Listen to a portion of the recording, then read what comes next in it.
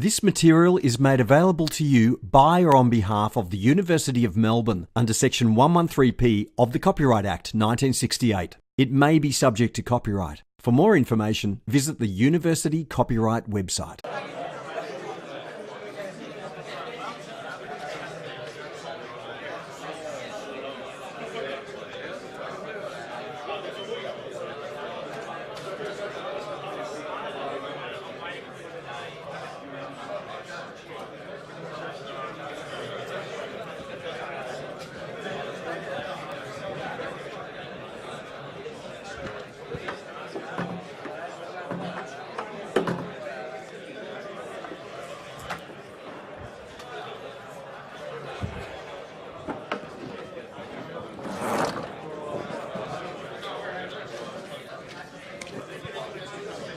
Okay, good morning. Morning. Good to see you again. Weather is cooling and students are getting less and less in class. So are you stressed with assignments? Starting to feel the stress? So my consultations, utilize them, okay? The workshop every week is a new announcement. We are really making an effort to post these, and please utilize them. You can just come and ask questions. If you want, you can ask the tutor questions about the assignment as well. It's a kind of combination of consultation, and if you don't have questions, you can work with your peers. Okay, so let's start today's lecture. We are going to talk about center of mass and linear momentum. And here it's easier for me to switch because there's just one screen. So before we start, I'm going to give some kind of basic introduction for what we are doing today and why. So for a particle,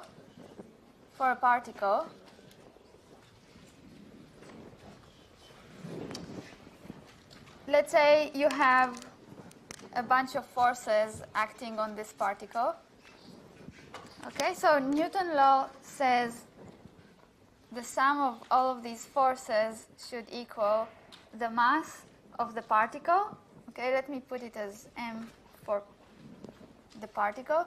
Let's say the position of the particle is point P, okay, and there is some point O, which is a fixed point. So in the subject, I'll put a little cross like that for a point that I want to define as a fixed point, okay, just to help you remember that it doesn't move, okay, because it will be important to define some values relative to a fixed point. Okay, so looking at this vector, r from O to P, this should be ROP double dot. Okay? This is Newton's second law, right? What we are going to do is go towards a rigid body. And so for a rigid body,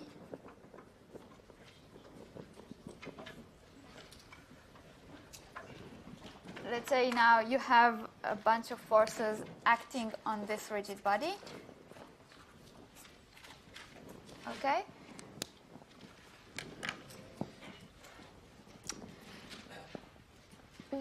What can you do? So we are going to learn the linear part of Newton-Euler equations, which is let's say, we can call it the linear Newton-Euler equation.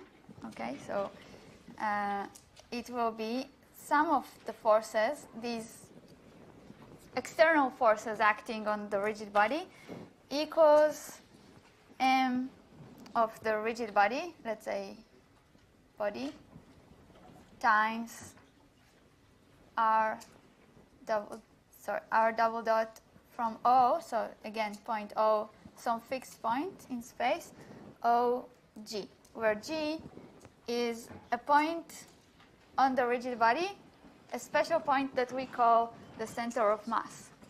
Okay, so we are going to do two things today. Okay, well, mainly. So this lecture,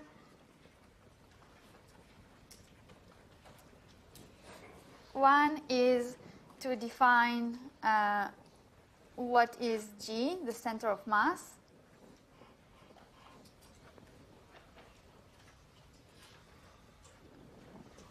Okay, define it mathematically and see some examples, some properties. And two, explain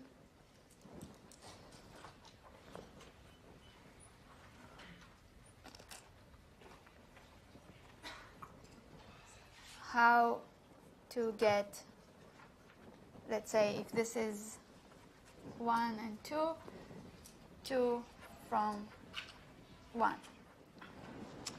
And along the way, we will call this thing, or we will define linear momentum.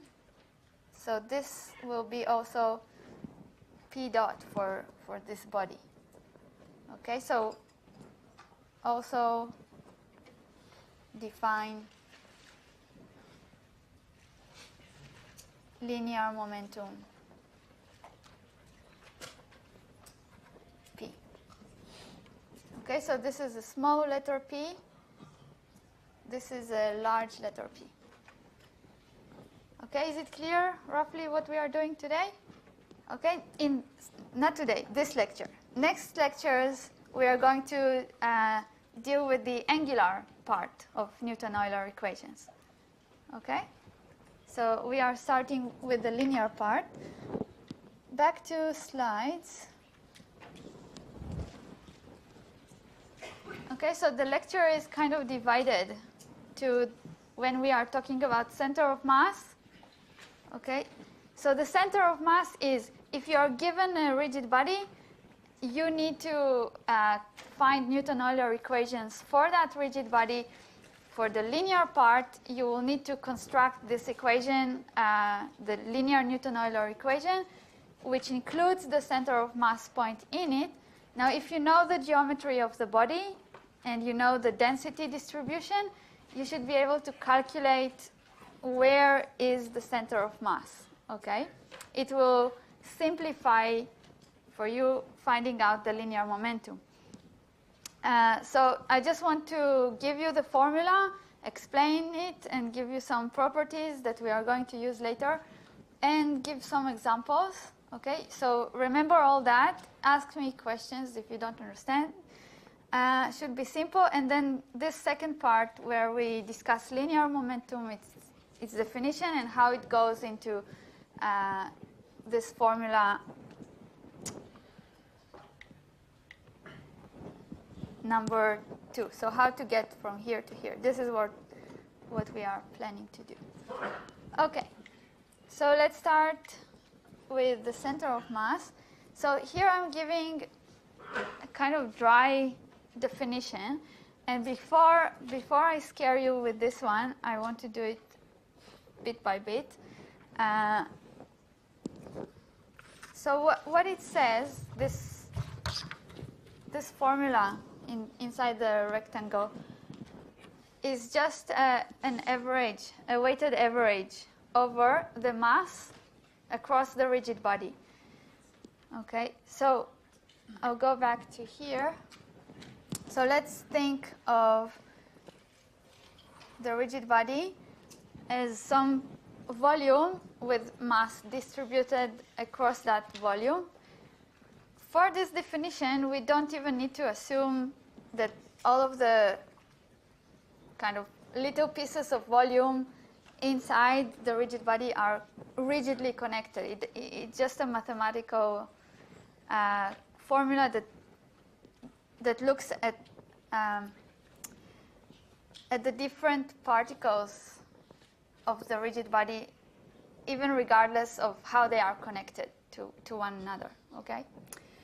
So imagine in your mind, kind of breaking down this volume into little volumes, little pieces of volume, okay? So if you look at one particular piece of volume, okay, this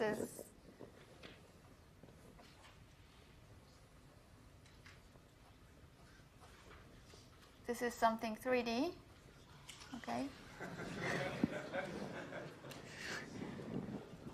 Why are you laughing? You are drawing better than me. So this piece of volume, let's call it dV, okay? And dV would be dx, dy, dz if we are using some coordinate system x, y, z. So, and this piece of volume, it has, so I want to represent its location in the rigid body. So I will look at a point, let's say one of the corners, and if there is a point of reference O, and this O doesn't have to be a fixed point, any general point of reference, so this point I will call it point P, and we will look at this vector as ROP, and notice how P is a kind of variable point, because we are going to end up having an integral over the volume of the rigid body, and P is going to kind of move across the rigid body. Okay, so just a side comment, if you need to calculate the integral of, let's say, from 0 to 7, 5x squared minus 2x dx. So don't think where is x. Okay, x is a variable. Okay, so is that clear what I'm trying to say? So just like there is no meaning to asking where is x, here it's not like a specific point. You will go from 0 to 7. Yeah, go across your integration area. Here also P will move across the volume. Okay, so P is not a very specific point. It is our integration variable. Why am I saying that? Because we have O, which is a very specific point. You need to know what is your reference point. And G, that we are going to define as the center of mass, is also a very specific point. Okay? So G and O are specific points. P is a variable. Okay? So what else? We have, for this point P, define rho P. This is capital P. Rho P as the density of point P. Okay, density of the material at that location. And so you can also define dm near point P, yeah, as, let's say, dv times rho P. Okay, does it make sense? So what you're going to do in that a little bit scary formula is just go bit by bit, sum all the masses times the position of this mass and divide by the total mass. Okay, so this will give you a kind of average, weighted average. Yeah, so the weights are the masses, and what you are averaging on is positions. Okay, the vectors. So you are going to go to each point P in the volume, okay, and sum. Maybe you can. So instead of summing, you're going to integrate, okay, because it's all infinitesimal. Or do you want me to write it as a sum first? Or yeah, as a sum? No, I see. Fight. Integrate. Let's integrate. So ROP is position of point P, and the weight of that point is its mass, which is rho dV. That's the mass of point P, okay? And I am going to sum all of those, okay? Like think about calculating your weighted average for your marks. So this is like how much a subject is worthy, and this is how many marks you got in that subject. And then you divide it by the total number of units or points you're taking, so that's the overall mass. Okay, so either write m for the overall mass or just the integral over rho dV. Okay, so this integration I'm writing across V, the volume of the rigid body. I'll put here m as total mass of the rigid body. Okay, and what you are getting from here is a definition of center of mass. Okay, you are going to get some vector because this is a vector. Okay, let's go back.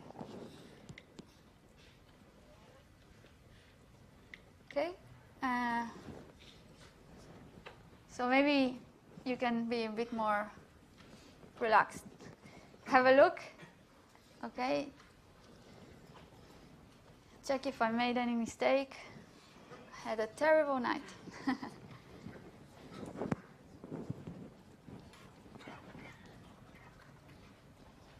Okay, so point G is by definition, well, in order to find G, we need to first kind of declare some reference point, O. Okay, we can't define one point without any reference to anything. So choose a point O, and with respect to that point O, do this integral calculation for a given rigid body, let's say, and then you will find the location of point G using this formula. Okay? Why do you need it? To define a linear momentum of a rigid body, okay, later on, and use that for linear Newton-Euler equation. Any questions about any definitions? Is it clear what point P is? Throughout today's lectures, we'll keep point P as a variable point. Okay, hope it's clear. Okay, so let's go to properties of this center of mass. Now I want to show two properties. Let's say one. In the following slides, you will have like one version of how to think about it, but I just want to give you another more intuitive and simpler way to think about it. I'm going to swap today. So if this is the formula for center of mass, so if we are talking about properties, so the first one, there are just two that I want to mention. So the first one is if we are making a choice of this point O, the reference point, being the point G itself, the center of mass itself. If we happen to step on it and try to calculate the center of mass from the center of mass, then we should get 0 vector as a result. Okay, I hope it makes sense. So if I would just substitute G instead of O, yeah, choosing point O as G in the formula for center of mass, what do we get? We get R from G to G, which is the 0 vector, yeah, 3 by 1 0 vector, equals integral over R from G to P, rho P dV. Okay, so R from G to P, rho P dV. and divided by m. Okay, so I can put it like this. And because this is 0, I can even ignore the 1 by m, okay, and get this. So integration over positions where my point of reference is the center of mass. When I do this integration with the weighting, this kind of weighted integration with the mass or density times volume, yeah, what I get is 0. Okay, so this is very important, and we'll keep using it. Not only it, but also it's time derivatives. We can take time derivative of this. So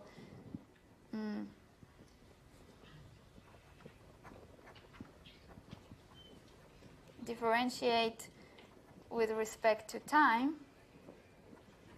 And because here it's 0, it remains 0, what we are getting is RGP dot rho p dv equals 0. And you can also take another derivative with respect to time and do this. GP double dot rho p dv equals 0. Okay, so mathematically, I guess it's clear. Just have a look what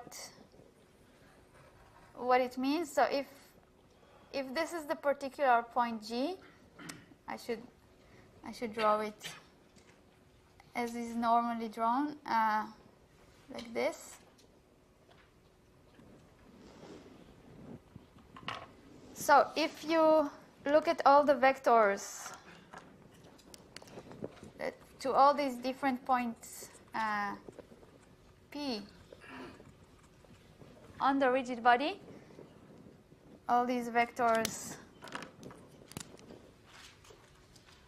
So if I would draw an arrow from from the center of mass to each of these points on the rigid body,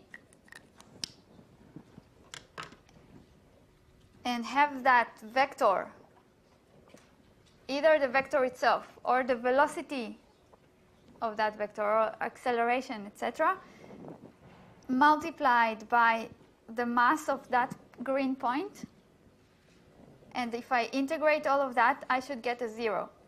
Due to the definition of a center of mass, that's the center. This is the 0 of the mass, okay? Otherwise, you're off the center of mass, okay? So does it make sense?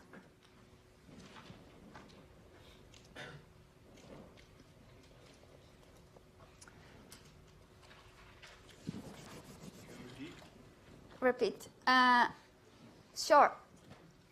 Thank you. So what we did so far, looking at this, we had our point O somewhere, a random point O, okay? And we looked at, by doing this integration, we looked at all the points along the rigid body, okay? And these ROP vectors were like that, yeah? Starting from O. Now, what if we are starting to sum them from the special point G?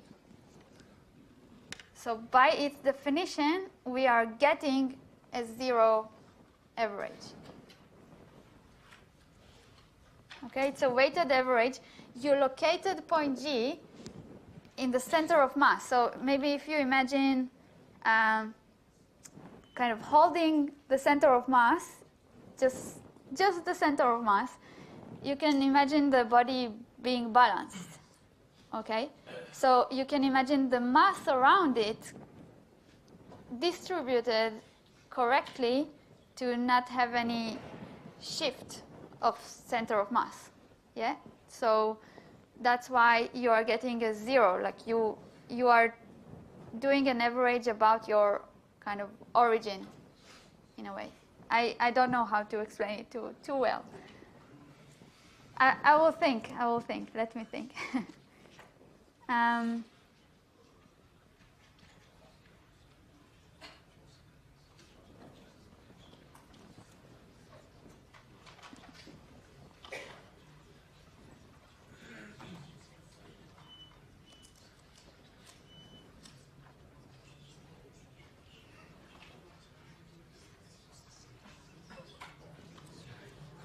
As I think, you are thinking, so I think I'll let you have some time to think.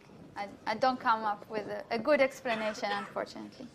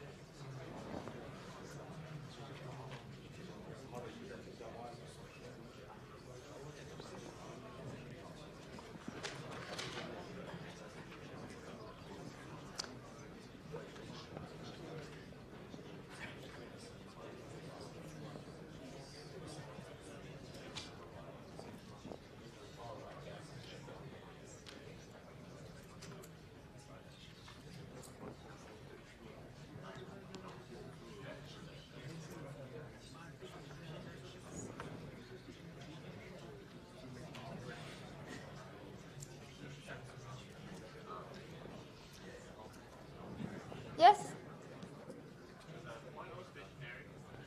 Not necessarily. Point O is any point, but a point that you know of. Okay, you know its velocity, normally you know. Yeah, it is a meaningful point for you.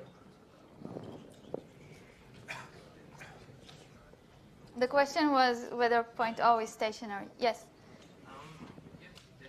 Is density constant? Are we assuming it's constant over the body? No.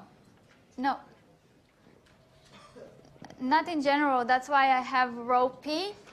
P is this variable point that moves around. So for every point P, there is rho p. Okay? Any other questions? Okay. So I hope this makes more sense. I hope. Does it? Yes? Okay. You're trying to average over positions. It's a relative thing, yeah? And you are standing on the average. Yeah? Okay. So I want you to remember this by heart. Thank you. Let's go back. So that was the first property, okay? Now the way I'm showing it here, it's a little bit like this. It's rearranging. Anyway, I'm getting the same thing. So look through the slides at home already. This is the important property. Okay, remember it, and also remember what I said about its derivatives. All right? Okay, second property. I'll be moving back. Second property is much more intuitive, and it is just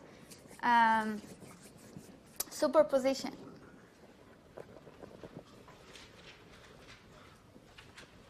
Okay, so if you have some kind of, let's say, compound rigid body, or something that you can divide into parts and calculate the center of mass for each part, how do you calculate the center of mass for the entire thing?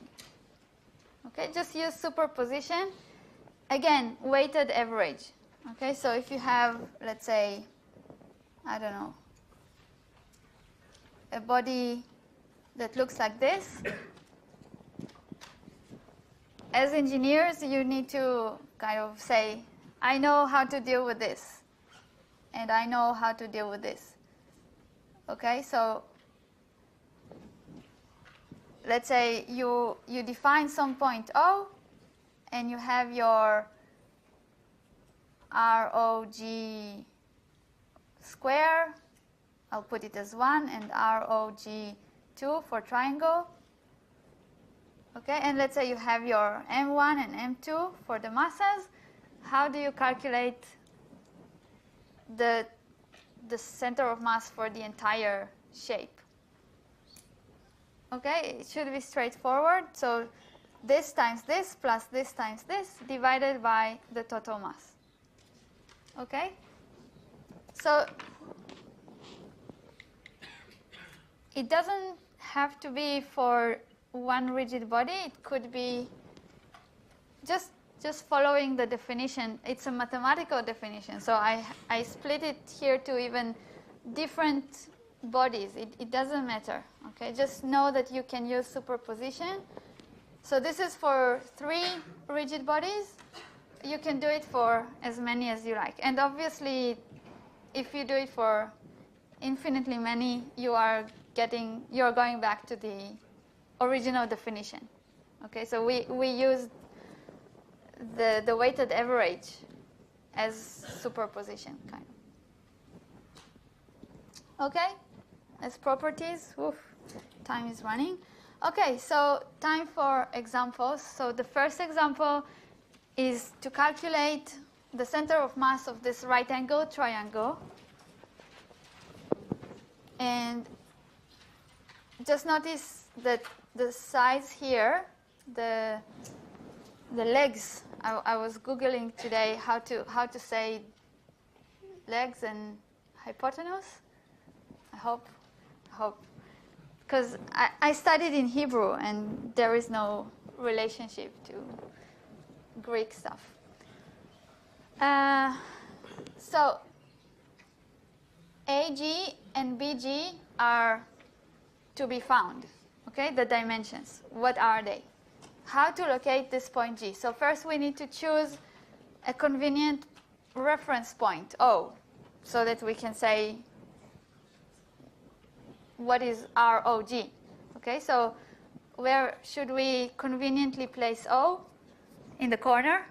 Okay, hopefully one of the corners. So the way we are going to do it is according to the definition with the integral. So we are going to go back here, okay? And every example will differ with one thing, which is how to set the limits of the integration correctly to represent the shape of the rigid body, or the shape of what you are trying to find the center of mass of. Okay? So all we need to do is correctly represent the triangle. Okay, we need to kind of model it, and point P running along it, you will need to come up with, you will need to refresh your calculus, how to integrate over a volume. In this case, it's not even a volume, it's more like a planar thing, but you can imagine that it goes in depth 1 unit, 1 meter in depth. Okay. So the integration, instead of a triple, is going to be just a double one, and our point P is going to run like this. So you can also run it like this if you wanted, okay? But we are going to run it like this, okay, vertically. Okay, so this is the computation. I expect you to be able to do that, okay, based on your calculus background. Okay, so you should, if you don't know, please refresh integration over a volume. Okay. Okay, so what did I do here? This is a sample point P. You can imagine this bit of volume, which is dx dy. Okay, I placed here x and y. Say x is how much do I go along the x0 axis. Y is how much I go along the y0 axis. So this is a piece of volume, dx dy. In this example, in this particular example, the density is uniform, so I can just use rho, okay? So it's here, and obviously it's going to cancel out. Okay, so the position of point P, ROP, if I'm looking at this point P, according to my definition,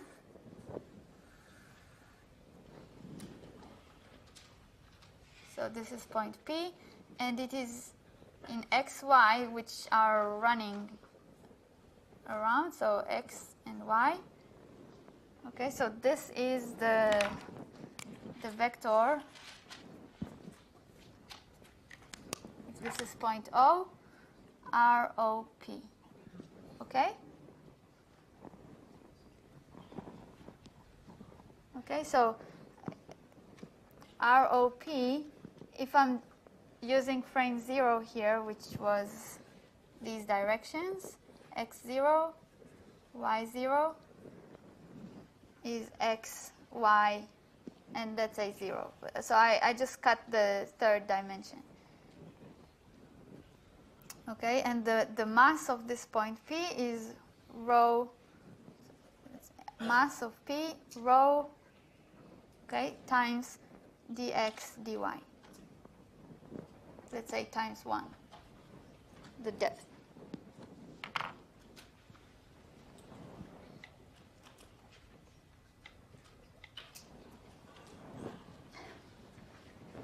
Okay, so what did I do? I need to specify until, so I know that this kind of running around horizontally is going to happen from 0 to b for x.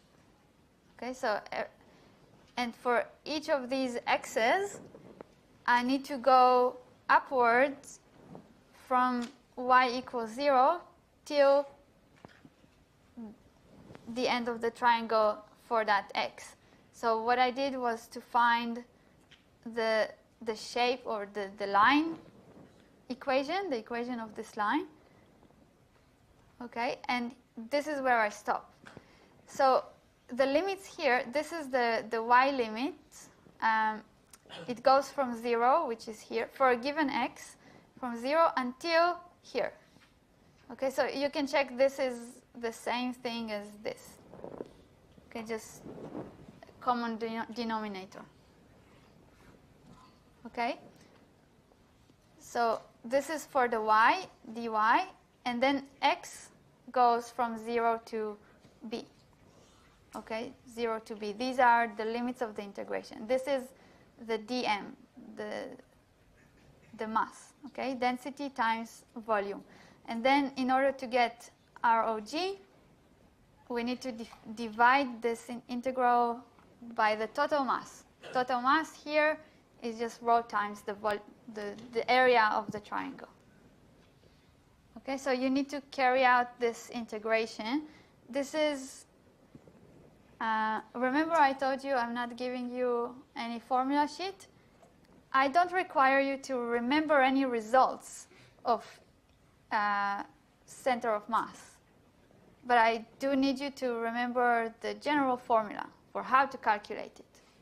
Okay, and to be able to carry out the integration. At least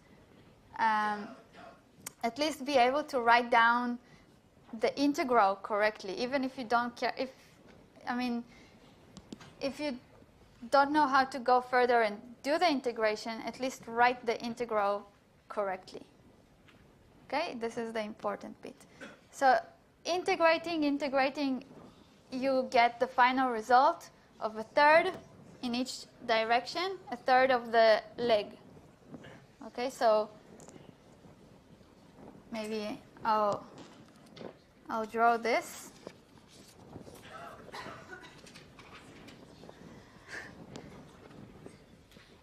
Don't worry about it now. Just follow at home, okay? Just an integral, okay? You're not afraid of integrals.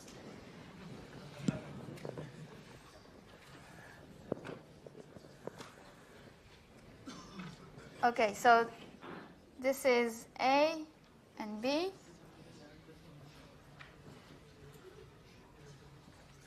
It's not proportional.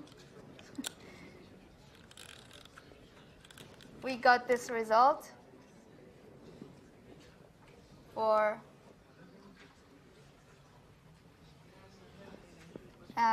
third A here and third B.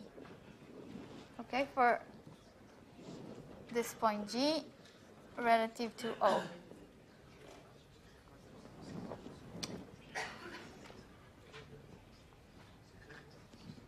Okay.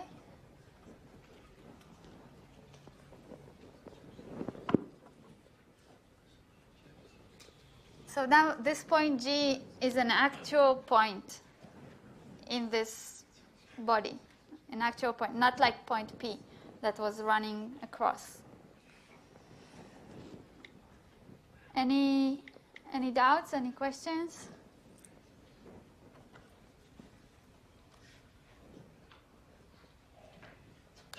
Okay, so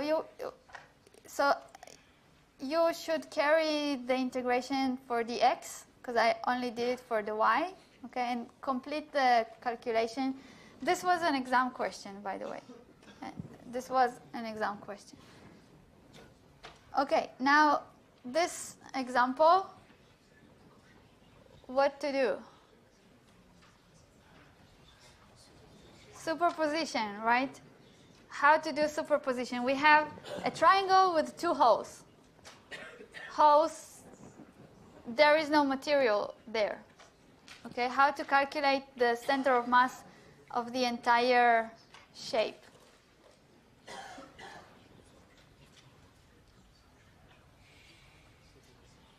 Superposition, but a bit further. Okay? You can't write in the exam, do superposition. Okay? I mean, you can, but you won't be happy. How? Minus? Yeah, so what you can do is treat the holes as negative mass on top of treating the triangle as a whole. Okay, so if you combine a complete triangle with two negative mass circles at their locations, you will be able to get the result. Okay? So is it clear? Is the idea clear? Because we are going to often meet cases where you need to take a negative mass in order to take care of a hole in the material. Okay? So this is the calculation. Here you can see the center of mass of the triangle that we happen to have calculated. Okay? And here, these are the locations of the holes relative to the same point O. Okay? Same reference point. And here minus signs for the negative masses of the hole. So the masses of the hole will be minus the density of the triangle, yeah, because you took the triangle as a whole, as a WH whole here. English is hard. Okay, so it's the row of the triangle.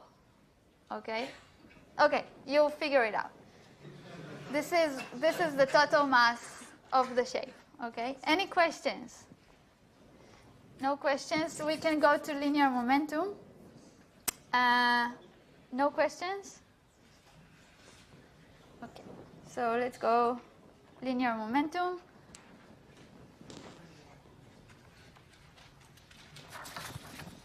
Now,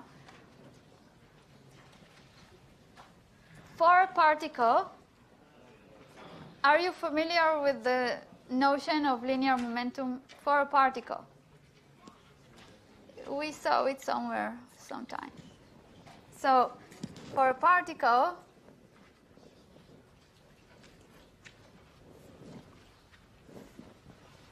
if this is a point O, this time a fixed point, because when you're dealing with Newton's second law, you want to make sure your acceleration is absolute. So you need some kind of fixed point, O. Okay? So if this is particle located at P, yeah, what is now in this subject, P as a small letter? In Hebrew, by the way, there is no such thing, capital letters. Just, yeah. Everything is equal. So if this is a lowercase p, okay, p of the particle, capital P, how do you define it?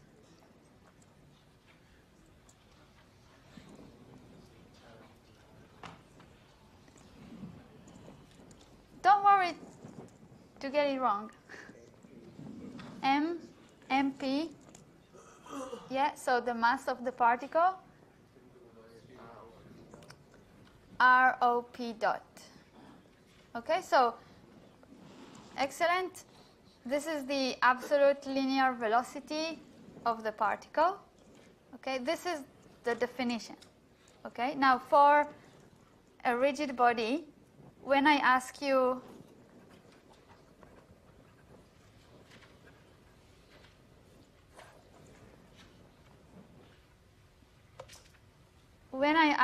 for a rigid body,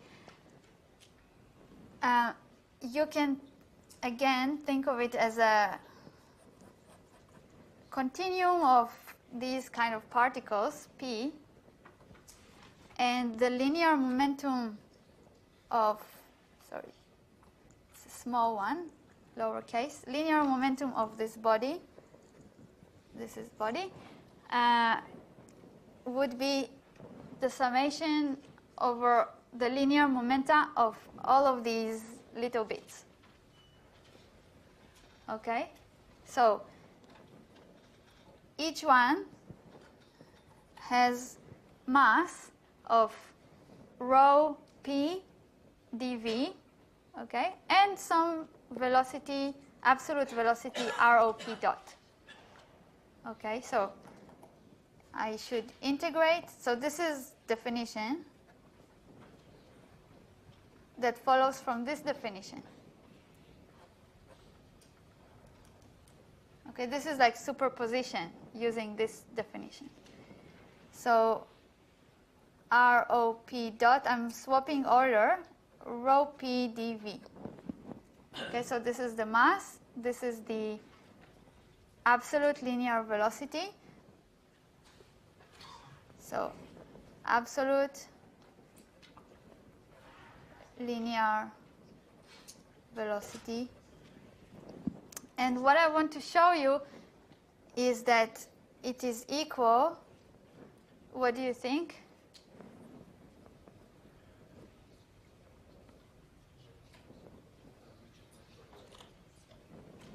Of what we did before. Center of mass, yeah. I say center of mass because it could be different from center of gravity.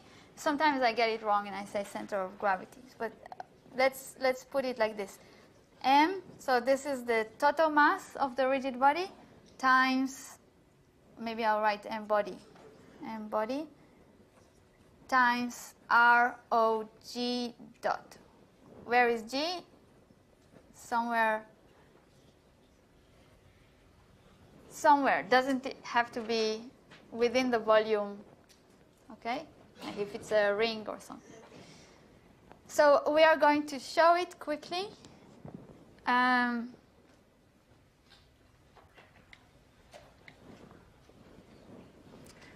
so late. Okay. So this is by definition, okay, ROP dot times rho dV. So for each particle, this is the mass times the absolute linear velocity of that particle. And I'm collecting all of these particles' linear momenta to the overall linear momentum of the rigid body. Okay? So this is by definition. And this is the calculation where I get this more, like, no integral needed. Okay? After you know where is the center of mass, this is how you do a linear momentum for a rigid body. So it's pretty simple. You can follow the vector summations here. The only thing is from here to here. What happened from here to here?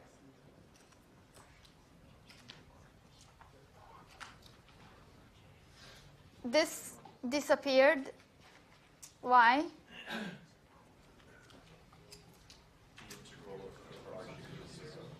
Right. We did this property, remember? Integration. When we start from G, yeah, this property that I was talking about, property number 1.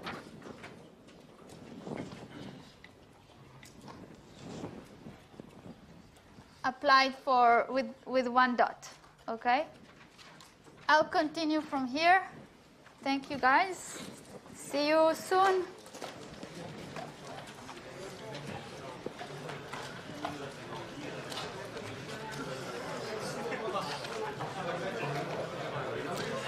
At this point, P, the center of mass of this. You can think of it like that, but it doesn't matter because it is so small that there is not much difference between the different points inside it. It's the idea of calculus of having an infinitesimal volume. Yeah. So anywhere inside it, you can pinpoint it. Yeah, thank you. These can be represented in any frame, right? And it still holds, right? Yes. Yeah. Yes. And it's always absolute linear velocity. For the center of mass. Yeah, so... Sorry. And momentum. Sorry, for linear momentum. We're always dealing with the absolute, right? Yes. Yes. So this in here, this O is a fixed point. Yeah. For this G, just finding it, you can find it with respect to any point. So now that you know it, you will need to. Then you can represent another frame if you wanted to. And then you would represent momentum in another frame. When I say it's fixed, I don't care about which frame. Okay. Frame is a different thing. Okay. So there's no concept of representing momentum in different frames? There is. You can in any frame. So this. Oh, right. So this any P frame. When you say no yes. frame, any frame. Yeah. Yes. Yeah. This P is a vector. We can represent it in any frame. Yeah, sure. And in particular, we are going to see examples later with these frames, and so. So we always have to be clear which. So. We got one. Yeah. Cool. Yeah. So here in frame 1, this is the derivative of the momentum. Link 1 in frame 1. It doesn't have to be. You can rotate it. So the same stuff. So yeah. If you apply a force at the center mass, it wouldn't rotate. The object would only translate, right? So, Yeah. okay, so, Yes, but we didn't get there. okay. But that would be the definition of it, right? Like it wouldn't rotate. If the only thing that happens to the rigid body is someone pressing on it, and it hasn't been rotating